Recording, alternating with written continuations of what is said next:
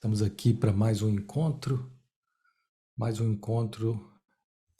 o movimento da alma é o que a gente chama esses encontros da manhã.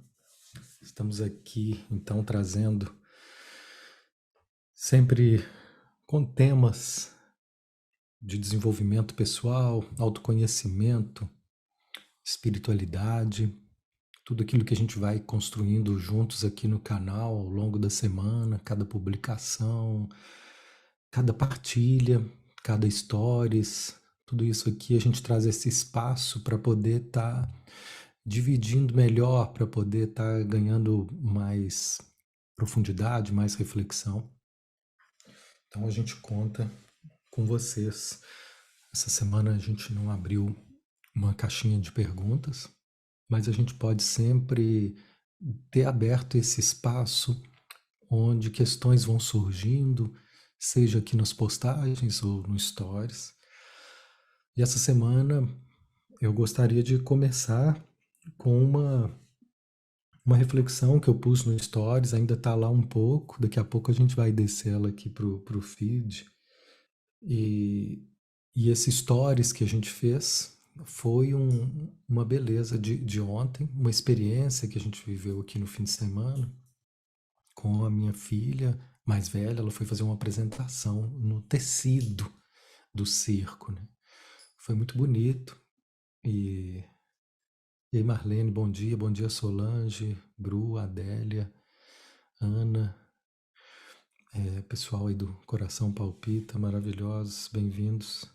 A gente está, então, trazendo essa reflexão. Essa moça, ontem eu estava lá, então, vendo a minha filha, que tá uma moça, cada vez mais eu me surpreendo, e lá nas alturas, segurando lá o tecido, e várias apresentações dos alunos do circo. E o que a gente viu, assim, são alunos, um monte de erros.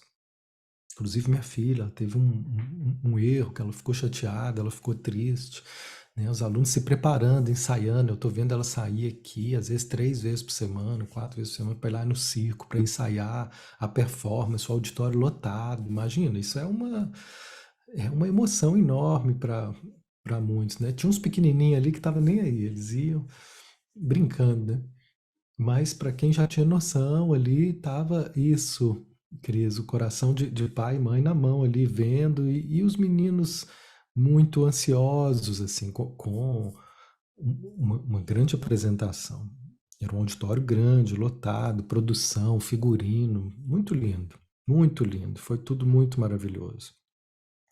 Mas aconteceram vários erros. E eu vi a expressão de algumas pessoas, de algumas meninas, diante desses erros. Às vezes eu vi ela, uma coleguinha me chamou a atenção, a coleguinha dela, quando ela cometeu um erro, não conseguiu fazer o movimento, e aí eu vi ela indo embora. Quando ela estava saindo do palco, aí eu vi ela saindo, balançando a cabeça, assim, e se reprovando, né, se condenando. E é o que a gente faz conosco, né, gente? Quando nós temos, assim, algo a apresentar, quando a gente coloca uma expectativa e aquilo não dá, e vem uma frustração, vem uma decepção. Como é difícil a gente não se condenar, e Vinícius, como é difícil não se condenar diante dessas situações. Eival, Eigrazi, Juliana, bom dia a todos. Então nós estamos falando disso, como que a gente lida nesse primeiro momento com esses erros. Dentro da focalização existe um capítulo que Gendlin se destaca, ele investe numa compreensão que é o eu crítico. É uma dimensão em nós que ela quer nos proteger dessa humilhação do fracasso, dessa humilhação de sermos mal vistos. Então, a forma desse crítico fazer isso é trazendo exigências, cobranças, condenações, às vezes muito pesadas. Como se isso pudesse nos proteger, como se isso pudesse criar uma capacidade de evitar essas situações. E não pode, não vai ser por pressão que a gente vai conseguir impedir isso de acontecer. Então, a nossa dificuldade maior hoje, se a gente for perceber, aí a Adélia está contando aqui a história, a filha dela foi numa entrevista de emprego. E nessa entrevista ela não foi bem. E olha que decepção, às vezes é um emprego que ela queria muito, são situações do nosso cotidiano, sempre envolvendo aí uma expectativa e a possibilidade de uma frustração. Então, eu me lembro também quando eu fui fazer uma entrevista de emprego aqui na prefeitura, isso tem, puxa, 20 anos. Mas eu me lembro que eu queria muito a vaga era um estagiário para trabalhar com pessoas em situação de rua, que eu contei aqui para vocês outro dia, que eu trabalhei nesse projeto durante 7 anos. E quando foi a entrevista, ele chegou lá, o entrevistado, e começou a me perguntar sobre espiritualidade, o que, que eu achava disso. Aí, gente, eu empolguei e comecei a falar um monte de coisa, e era uma época que eu estava muito apaixonado com o caminho espiritual, eu estava muito envolvido com o espiritismo, eu comecei a falar dos trabalhos, das coisas, e quando eu vi, eu estava falando um tempão assim, aí eu parei, fui parando, falei, não, acho que eu falei demais. A entrevista continuou e eu saí e falei, puxa vida, pra que eu fui falar tanto? Ele só perguntou isso, o que eu achava, era para dar uma opinião, pronto. Mas não, você pega e começa 10 minutos falar. Aí eu pensei, puxa, eu pus a perder, né? Acho que eu perdi, não vai dar. E aí eu até tive um sonho, quando eu fiz uma entrevista também espiritual, né? No sonho eu estava tendo ali também uma forma de estar sendo entrevistada. Mas passaram aí umas 2 semanas e o cara me ligou da entrevista e ele falou: Olha, Matheus, negócio é o seguinte, nós vamos ficar com você. E eu vou te falar por quê. Na minha equipe eu tenho seminaristas, tenho ex-seminaristas, eu tenho um bandista, eu tenho um ateu, mas eu não tinha um espírita. E eu sou um filósofo, eu gosto da diversidade, eu acho que a gente cresce na diversidade. E quando eu vi você falando com tanta paixão daquilo que você está vivendo, eu não tive dúvida que você era a pessoa que eu precisava. Então, às vezes, o que a gente pensa que é um erro, na verdade, nem é. Seja para poder entrar, ou seja, às vezes, para poder nos desviar de um lugar que talvez nem seja o melhor lugar que eu preciso estar agora. Então, essa foi uma experiência bacana que eu tive com essa questão de achar que foi um erro e, na verdade, foi o ponto de acerto, né? Eu saí totalmente de um padrão que eu pudesse imaginar tá sendo certo numa entrevista. Não sei se vocês imaginam quando vocês vão fazer uma entrevista. Às vezes a gente fica imaginando, ô Diário, bom dia. Fica imaginando o que eu preciso falar para agradar. É isso, foi uma semente de um novo processo. Mas nesse caso do teatro, gente, aconteceu algo que eu coloquei aqui no Stories, muito lindo, que para mim foi o ponto mais emocionante do evento. Foi muito maravilhoso ver minha filha ali, mas essa situação me arrancou lágrimas, assim, e de mim e do auditório. Quando eu vi, o auditório tava chorando, sabe?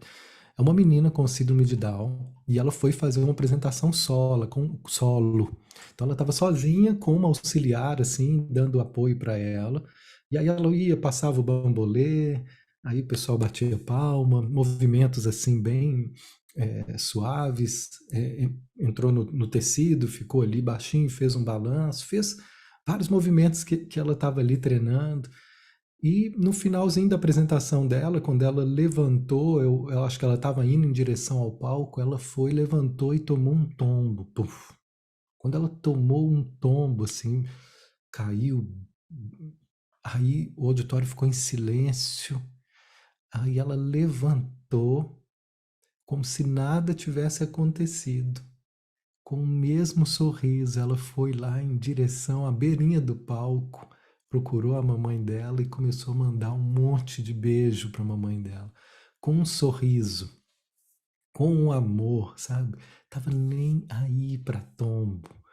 O auditório delirou, foi todo mundo batendo palma, todo mundo. Emocionante, emocionante, sabe? E depois eu fiquei olhando para aquilo, falei, nossa, gente, essa menina, ela não estava nem aí para a autoimagem dela. Ela não estava nem aí para o que os outros pudessem estar pensando dela. Era puro amor amando. Quando a gente está entregue nessa energia de amor, a gente não tem problema com autoimagem. Porque é o amor que está a serviço, é o amor que está se movendo e nos movendo. Não é o interesse de ser bem visto com aquilo, de ser aplaudido com aquilo. É só o amor amando. É só a expressão de amor fluindo. Então, ela ensinou para todos ali, né, como lidar com o erro, como lidar com o tombo. Não existia erro, não existia tombo. Era só uma experiência no caminho do amor que não deteve seu fluxo, que foi em direção ao seu destino ali. É a coisa mais bonita. Ainda está disponível aqui no Story algumas imagens, e no finalzinho eu consegui a imagem dela mandando esses beijinhos. Depois nós vamos pôr aqui no feed. Oi, Renata, bom dia, Sônia, Beatriz. Então, gente, isso me fez pensar, né? Às vezes a gente coloca projetos na nossa vida e trava com essa preocupação da nossa autoimagem. Muita gente às vezes põe bloqueios na sua expressão a partir dessa preocupação. E nós estamos falando de uma autoestima, mas que ela muitas vezes ela é buscada como se, ei Renata, bom dia, como se a gente pudesse encontrar um lugar de segurança se a gente tiver perfeito. Só quando eu tiver perfeito eu vou estar seguro. E aí muita gente nem começa. E então aqui a segurança está vindo de outro lugar. A segurança está vindo da conexão com aquilo que eu tenho a oferecer, com a conexão com o que eu tenho a compartilhar, com a conexão com esse amor que eu ponho para circular nessas horas. Então, eu fico a questionar vocês aqui, né? Quanto de amor tem no que vocês estão fazendo? Às vezes a gente vê mães, pais passando por dificuldades, assim, que outro dia alguém falou para mim assim, nossa, foi tão difícil ser mãe, de tantas questões, tantos transtornos, mas tinha tanto amor que era força capaz de mover e enfrentar todas essas questões. E aí a pessoa falava, e depois a gente esquece e tem outro filho. Então, esse despertar do que a gente tem, da qualidade do que a gente tem a oferecer, é algo que nós estamos começamos a dar atenção agora nessa partilha, né? Que é aquilo que aquece a nossa alma, aquilo que eu tenho de oferecer, para oferecer para o mundo. Cada um tem um lugar, cada um tem a sua, né, o seu lugar, a sua oferta. E às vezes a gente não valoriza isso. Eu também trouxe uma reflexão na live com a Dani, que falava disso, assim, uma cliente que uma vez me tocou muito, ela falou, eu não aguento mais medir o meu valor pela minha performance. Então veja, quando eu digo do amor que a gente entrega para o mundo, eu não estou dizendo necessariamente da sua performance, mas da presença, do quantum de amor que tem isso aí, da pureza de amor, né, Maria, que a gente coloca no que a gente faz. E essa pessoa dizia então: eu estou exausta de medir o meu valor pela minha performance, porque tem hora que eu não vou bem. E aí? Aí significa que eu não tenho valor? E ela diz: para mim sempre foi assim, porque desde a escola isso era visto assim pelos meus pais, isso era visto assim na escola. Se eu não conseguia lidar bem em alguns aspectos ali na escola, parecia que eu não tinha valor. Era só o que importava, era a minha performance. E hoje eu vejo tantos pais ainda presos nisso, e talvez vocês possam ter ficado presos nisso, talvez a gente possa ter ficado preso, de estar associando o valor de si mesmo à sua performance. Então, a performance de várias meninas ali não foram perfeitas. Então, se essa for a medida, vai ser uma decepção, vai ser um desamor consigo, porque eu errei, porque eu caí.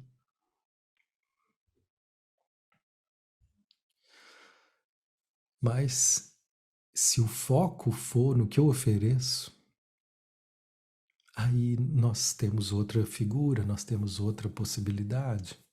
Né? É isso, Renata. A cultura egóica valoriza muito a competição, valoriza muito essa ideia de que eu tenho que ser o melhor, que eu tenho que ser mais. Bom dia, Kelly. Eu tenho que ser mais, eu tenho que ser o melhor. Veja de que forma isso está presente. Né? E essa exigência, ela começa a tomar conta da gente e tira a nossa espontaneidade, tira a nossa beleza. É muita, muita cobrança. Eu acho que nunca é demais falar sobre esse tema, de como que a gente ainda pode estar sendo duro com a nossa forma de lidar com a vida. E falando desse lugar de terapeutas, assim, tanto a gente lida com os nossos clientes, para quem aqui é terapeuta, o tempo todo nós vamos lidar com essa questão naquilo que surge, às vezes o cliente traz como um problema, e o problema às vezes nem é em si o que está acontecendo, mas como eu estou me julgando por aquela situação, como eu estou me condenando por estar sentindo aquilo. E, então, o nosso trabalho como terapeuta muitas vezes vai ser só porque parece pouco, mas não é pouco, mas é simples, porque o problema não é às vezes trazer uma solução. A solução ela vai se fazendo. O problema é o que nos afasta da solução quando eu me torno muito exigente comigo, quando eu começo a me pressionar.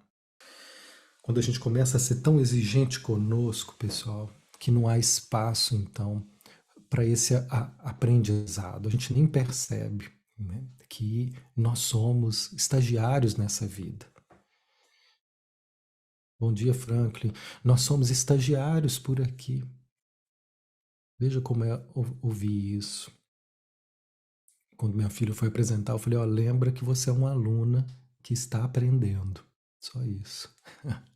Porque se você começa a achar, né, que você tem que acertar só porque você está aprendendo, ferrou. Então, às vezes a gente está aqui na vida com uma postura de um profissional que não pode errar. Bom dia, meu amigo. E, na verdade, nós somos todos estagiários. Veja se fica mais confortável ser um estagiário. É um estagiário responsável. Né? Você pode imaginar um estagiário responsável. Eu era um estagiário responsável trabalhando na prefeitura. Quando eu trabalhei numa empresa, trabalhei lá uns 6 meses, uma empresa de recursos humanos, eu não era muito responsável, não. Eu achava horrível estar ali. Ficava dentro de um alçapão fechado, sozinho, sem fazer nada. Eu ficava ali, acabava dormindo. Horrível essa experiência. Mas quando eu fui para a prefeitura, eu era um estagiário responsável. E eu lembro que lá eu tive o melhor chefe que eu já tive na vida. E ele dizia assim para mim, Oscar, esse filósofo, ele falava com a equipe, e não me interessa o horário de vocês. Eu não quero saber que horas que vocês chegam, eu não quero saber que horas que vocês vão embora. Eu só quero que vocês acompanhem cada dupla, a gente trabalhava em dupla, cada dupla acompanhe 20 famílias e eu quero relatório no fim do mês. Né? E que vocês possam fazer tantas visitas aí por família, vocês se organizem. Né? E no final do mês a gente vai, quero o relatório disso e a gente toda semana vai conversando. Agora, se vocês quiserem no meio da tarde achar que tá beleza, pegar um cinema, tranquilo, vai ver e não me interessa. A gente olhava para aquilo e falava, gente, olha só. E aí eu não lembro da gente ir no cinema nenhuma vez. Mas então, e as semanas e as famílias eram totalmente acompanhadas. Eram estagiários, muito responsáveis. Muito responsáveis. Isso, Dalila, é reconfortante ser estagiário da vida. Somos estagiários por aqui, estamos aprendendo. Ei, Silvia, Silvia está dizendo: meu pai dizia sempre que eu tinha que ser a melhor em tudo. Olha a diferença dessas duas frases. Você é uma estagiária da vida. E agora olha essa outra frase. Você tem que ser a melhor em tudo. Olha a sensação. Que diferença.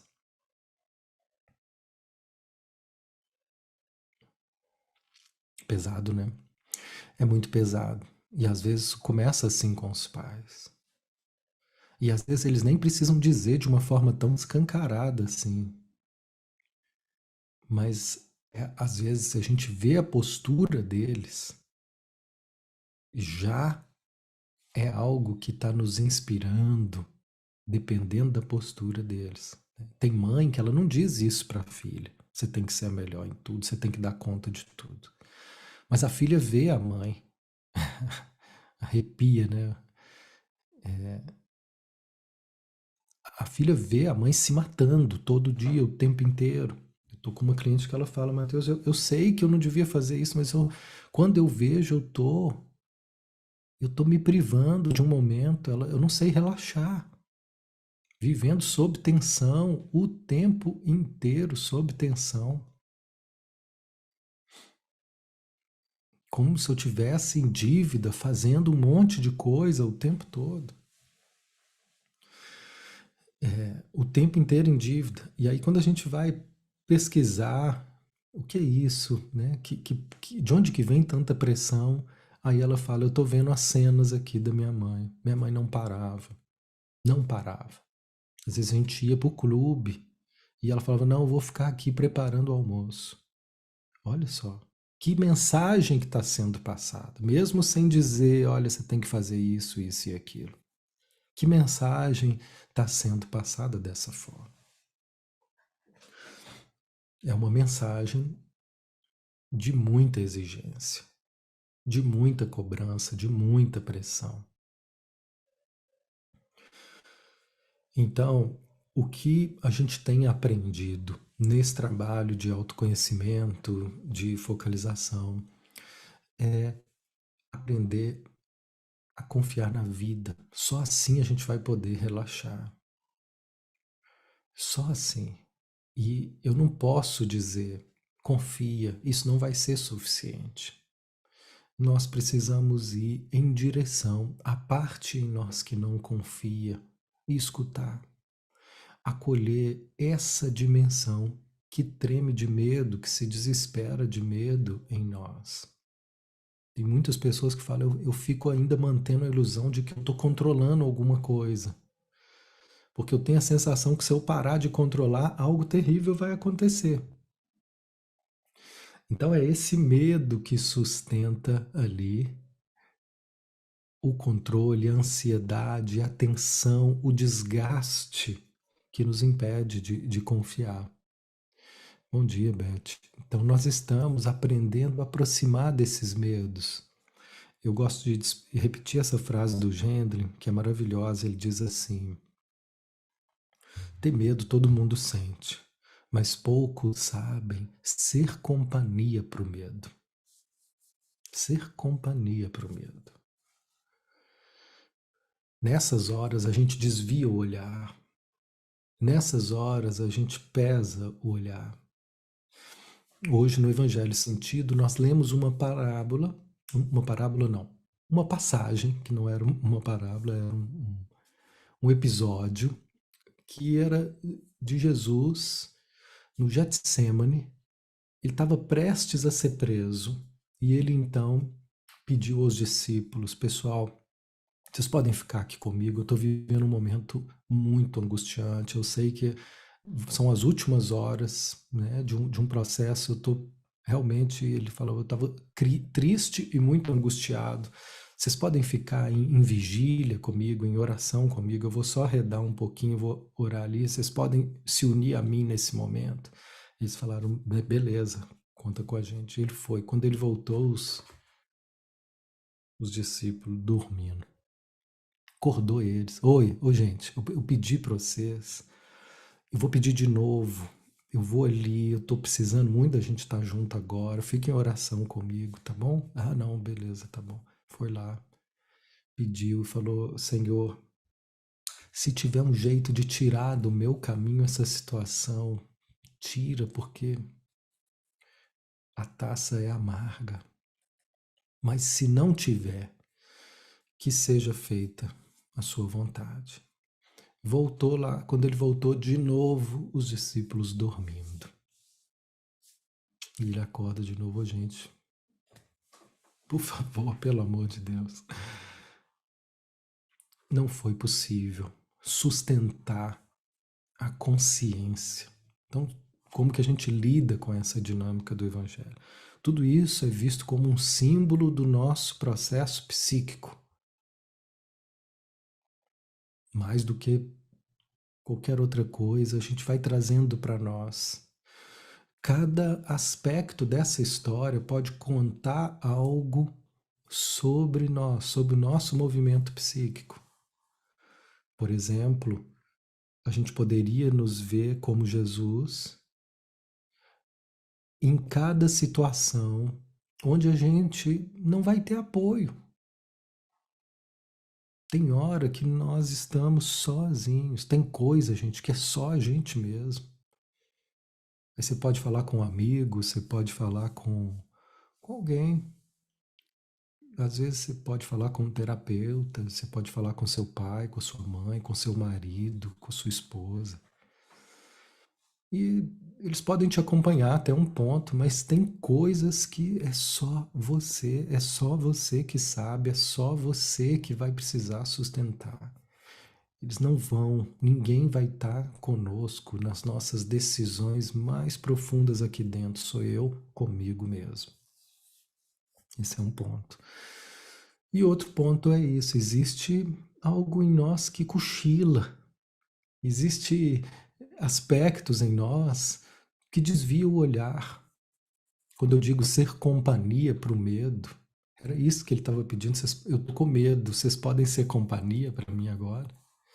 E às vezes a gente está com medo, mas podemos ser companhia para isso? Ou a gente foge do medo? Como que a gente cochila fugindo do medo? A gente cochila, às vezes, dispersando a nossa atenção. Como que a gente dorme? Né? Há muitos místicos que falam, vocês são a humanidade, ela está dormindo, dormindo. E não é só um sono físico, é dormindo aqui, ó.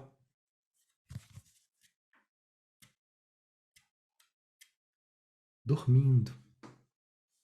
São formas da gente se isentar, se alienar.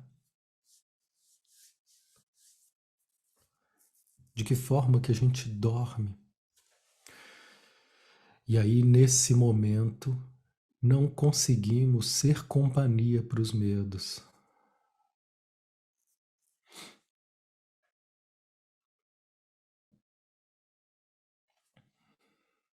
Ser companhia para as mudanças, né?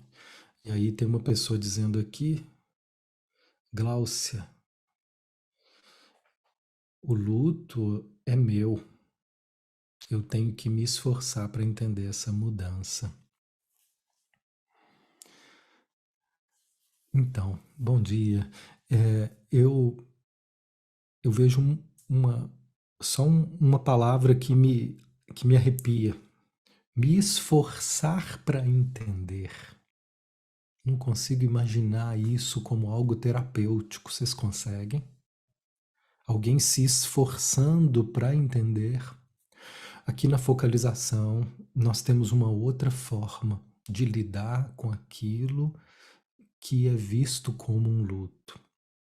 Do mesmo jeito que a gente está falando agora em fazer companhia para o medo, eu também poderia fazer companhia para o luto. Eu também poderia fazer companhia para a minha tristeza, né?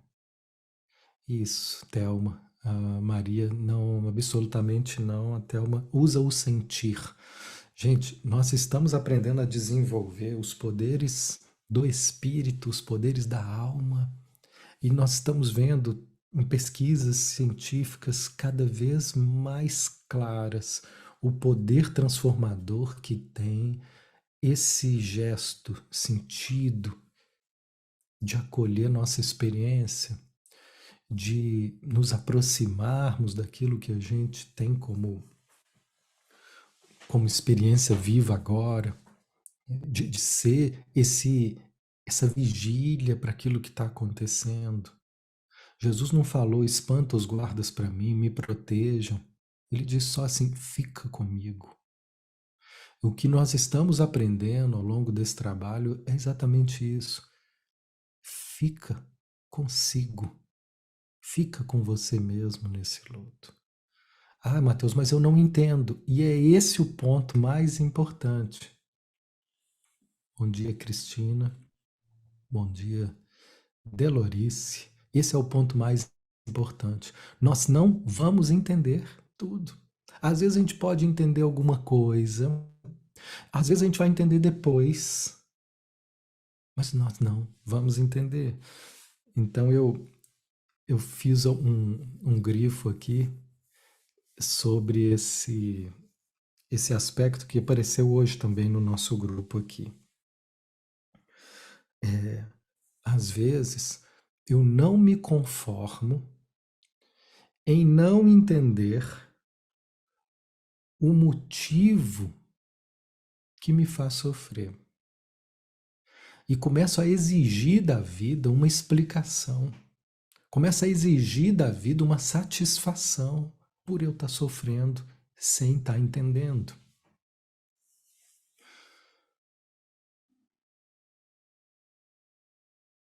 Então, veja bem nessa história que a gente está falando, você acha mesmo que aqueles discípulos entendiam por que Jesus precisava se entregar e passar por aquilo? Por que o rei precisava se submeter àquela carnificina de lobos? O rei, a autoridade espiritual que era aquele ser, precisava de passar por aquilo. Você acha que alguém ali entendia isso?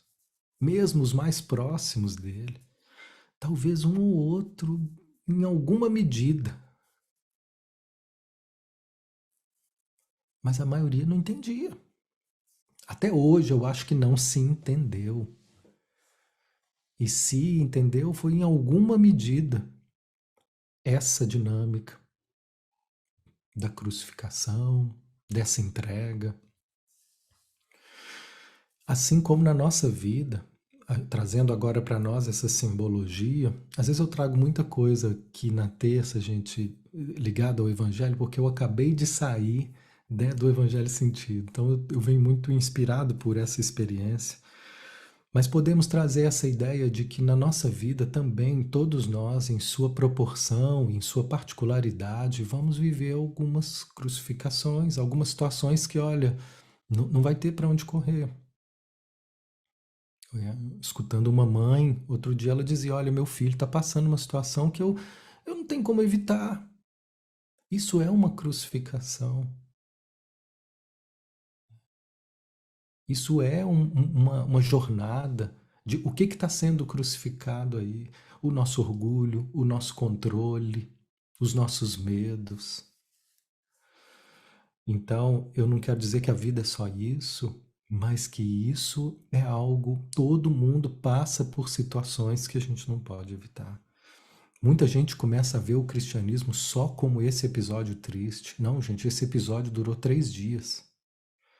Dos anos de oferecimento de amor daquele homem. Porque o que a gente sabe são só 3 anos que ficaram públicos. Antes a gente sabe muito pouco do que era Jesus, o que, que ele fazia. Mas foram 3 anos de puro amor sendo entregue, de pura sabedoria sendo entregue de forma vivencial. Anos.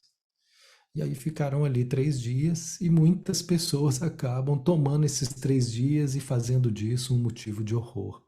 Não. Isso também é mais a última lição, né? O último processo de compreensão. Mas a questão que nós estamos tratando é isso. Às vezes, a gente fica brigando com aquilo que a gente não entende. E esse é um dos maiores aprendizados que eu vejo com a focalização. É, quando a gente estava falando aqui, né, com a pessoa que diz, eu preciso me esforçar para entender. Olha só, é como se o entender fosse me trazer alívio, como se eu pudesse me esforçar para entender algo e a partir daí eu fosse ter alívio. E aqui o que a gente tem aprendido é que muitas vezes o que a gente precisa é só do essencial. E o essencial não vai ser entender por que que isso está acontecendo na minha vida, por que que essa situação está acontecendo. Mas o essencial às vezes vai ser fazer companhia para o medo. Qual que era o essencial que estava sendo pedido ali por Jesus naquele momento? Só fiquem comigo. Então, o essencial, às vezes, é só ficar com esse medo, é conseguir não entrar em estresse por estar sentindo o que eu estou sentindo, é abrir um espaço para poder vivenciar aquilo que eu estou vivenciando. Ah, Matheus, me dá vontade de chorar. Então chora. Aí chora, chora, chora. Pronto. Aí algo começa a se autorregular, começa a se alinhar, começa a se organizar internamente para que eu possa passar pelo que eu precise passar, sem o desespero de estar esperneando com a vida. Se a gente reparar, eu vejo muitas pirraças aqui em casa, gente. Eu tenho uma filha de 6 anos e as pirraças todo dia tem uma. Tirou o desenho, começa uma pirraça. Todo dia tem. Hoje já teve uma de manhã, ontem teve uma à noite. E geralmente esse está sendo o tema mais frequente. Tirar o desenho, às vezes, é tirar o nosso prazer. É quando a vida traz um corte para o prazer. Não é só uma frustração. Às vezes é uma frustração, de uma decepção, de uma expectativa. Às vezes é simplesmente perceber que o prazer foi cortado, o prazer ele deixou de ser vivido. E como que eu lido com isso? Como que eu lido com essas situações? Se a gente perceber, essas pirraças elas vão acontecendo, como se eu tivesse que ser atendido, que a minha vontade tivesse que ser atendida. Talvez essa seja a maior sabedoria, se pudesse. Uma vez eu vi, eu não sei quem falando isso, mas eu concordei, que se pudesse resumir toda a mística cristã em uma palavra, ela poderia ser resumida em uma frase, ela poderia ser resumida assim: seja feita a vossa vontade. E aí a gente vai vendo o quanto ainda é difícil para a gente viver isso. E quando eu digo seja feita a vossa vontade, não significa que eu vou fazer, vou deixar de fazer minha parte, ou que eu vou ser irresponsável, a vontade é dele. Não. Vou fazer tudo o que eu puder, mas sabendo que os resultados não me pertencem. Não me pertencem. Aí você vai, treina, treina, treina, coloca ali, sai do controle, porque naquele momento eu ainda não tinha condição de manter uma postura. Vou fazer uma entrevista de emprego, eu não tenho controle do que o outro vai pensar do que eu falo. Pode ser que ele odeie o que eu falo, pode ser que ele ame o que eu falo. Eu só posso falar o que eu sou, o que eu vivo, o que eu penso, o que eu sinto. O resultado disso não me pertence. Então, poder aceitar isso, eleição, o que eu posso fazer? Posso aqui falar na internet, alguém, tem gente que sente essa coisa, posso ir lá fazer meu voto, mas o resultado disso não me pertence. É, foge do meu controle, da minha vontade. Então, poder assistir isso acontecer é um, é um caminho de confiança na vida. Eu estou falando aqui em Deus porque eu estou trazendo o Evangelho, né? Que seja feita a vossa vontade. Mas poderíamos tirar essa palavra de Deus e dizer confiar na vida, no processo da vida. E a gente vai vendo como que isso ainda pode ser difícil, porque queremos ainda muito o controle nas mãos. E o que a gente vai aprendendo ao longo desse trabalho, a focalização para mim, ela é um exercício, um desenvolvimento de confiar na vida. Porque quando a gente se dispõe ali a fazer esse trabalho interno, a gente vai aprendendo a se entregar e a deixar ser conduzido por algo que eu não entendo. Para algumas pessoas, por isso a focalização ainda é um desafio, porque a focalização ela só pode funcionar na proporção em que eu abro mão, em alguma medida, do controle. Não só a focalização, mas qualquer terapia, qualquer técnica terapêutica, ela não vai ter efeito enquanto eu estiver preso no controle. Eu não vou permitir que o novo surja. Não vou permitir. Eu vou estar preso. E o novo, ele vai ser visto como ameaçador. Então a focalização é a gente se abrir para receber aquilo que eu sinto, mas ainda não entendo. E isso está sempre acontecendo, se você parar para pensar e sentir agora. Olha, isso, Ju, sair do controle é a liberdade. Está sempre acontecendo algo, está sempre sendo sentido algo que eu não entendo. E às vezes eu só vou conseguir entender depois que eu permitir que isso venha à consciência. E aqui a Maria Lúcia está falando de Judas. É isso, Judas também ele estava dentro de um papel dele. Né? Existe uma parte em nós que ainda nos trai. E nós não precisamos bater nele, nós não precisamos xingar ele, mas compreender as suas razões, seus equívocos. Sabe qual foi o problema de Judas? Foi um problema de interpretação equivocada. Ele interpretou mal. Ele amava o mestre também. Por isso conta a história que ele não aguentou de culpa e se matou. Porque ele amava o mestre. Só que ele teve uma interpretação equivocada que o levou àquela situação. Ele precisava viver aquilo, ele levou até o fim, sabe, gente? É o problema das vezes a gente ter muitas certezas das nossas convicções. A gente pode aprender a desconfiar um pouco do que eu tenho como certeza e questionar, amadurecer, sentir, conversar. E assim a gente vai buscando clareza e uma segurança mais legítima e menos precipitada. Mas ele cumpriu um papel maravilhoso. Se não fosse ele, seria outra pessoa. Ele precisava. Ele estava a serviço de algo que tinha que acontecer. Então, os nossos equívocos, todos eles fazem parte da necessidade de um aprendizado que não tem outro jeito de ocorrer. A experiência precisa passar por esse caminho. Enquanto houver equívocos na nossa forma de nos ver, enquanto houver equívoco na nossa forma de interpretar a vida, vão existir aspectos judaicos em nós, criando traição, criando confusão, né? Então, exatamente, ele serve para identificar toda vez que acontece essa situação em nós, vai ser um motivo. Se eu estou aberto para o meu crescimento, vai ser um motivo para que eu possa olhar para esses equívocos, cuidar desses equívocos, né?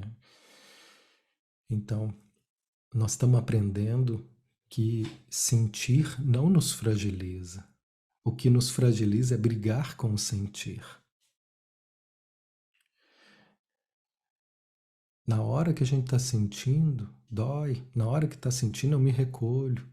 Logo depois eu me alivio de poder sentir, de poder deixar o fluxo da vida correr através de mim.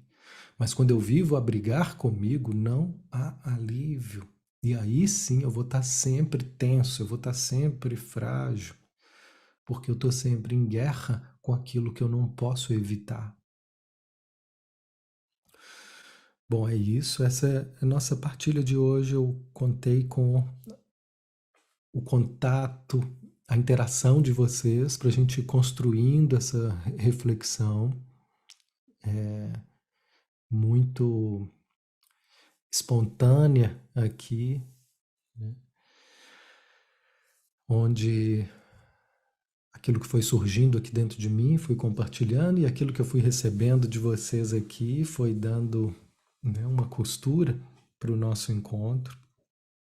E esse é o nosso movimento da alma, deixando então esse espontâneo nos conduzir.